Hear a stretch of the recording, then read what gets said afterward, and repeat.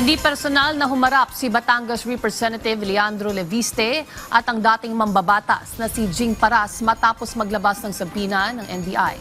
Hinggil sa nagpapatuloy na investigasyon sa umunay honey trap o paninira laban kay Executive Secretary Ralph Recto. Nagbabalik si Sheila Natividad.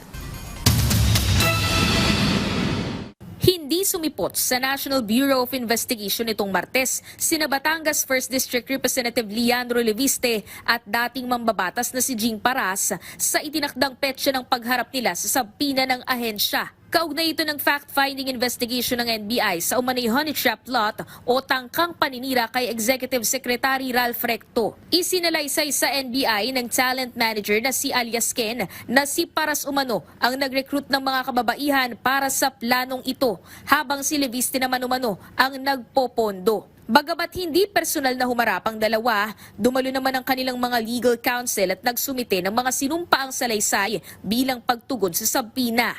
To comply yung summons ng NBI. So we're submitting an affidavit from Congressman Jing Paras. Ang affidavit nakalagay doon na dininay niya lahat yung mga allegations, so walang basis po yan. Yung mga allegations na anong sabi nila, tanim pokpok daw, na wala namang pokpok na pinag-usapan, wala ding tinanim. Giit ng kampo ni Paras, walang batayan ng mga alegasyon laban sa dating mambabatas. Sinabi rin ni Attorney Mark Tolentino na wala umanong nakalakip na larawan o video na magpapakitang nakipagkita si Paras sa mga kababaihang sinasabing nirecruit niya para sa umanay honey trap. Walang nakalagay doon na to prove kahit konting ebidensya na may human trafficking. Walang ganun. Yung mga attachment, galing lang sa isang website. So, walang ang picture sila or video na nag-meeting yung mga babae kasama yung kliyente natin. Samantala, inamin din ng kampo ni Paras na nagkaroon ng ugnayan ng dating mambabatas at si alias Ken noong taong 2022. Pero ayon sa kanila, may kaugnayan umano ito sa isang movie project at hindi sa umanay honey trap lot laban kay ES Recto.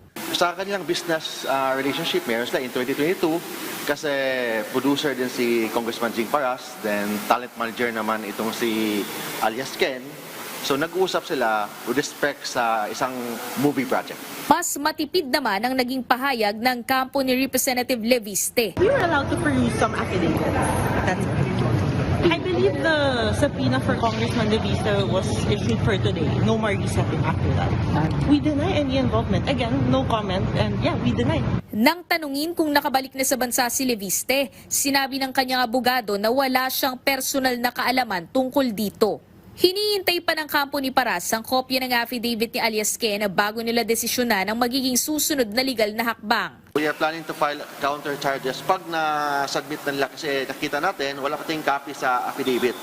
So we are requesting a copy, sabi nila ibibigay daw nila at the proper time. So pag meron na yon, so we plan to file perjury case pag meron na yon.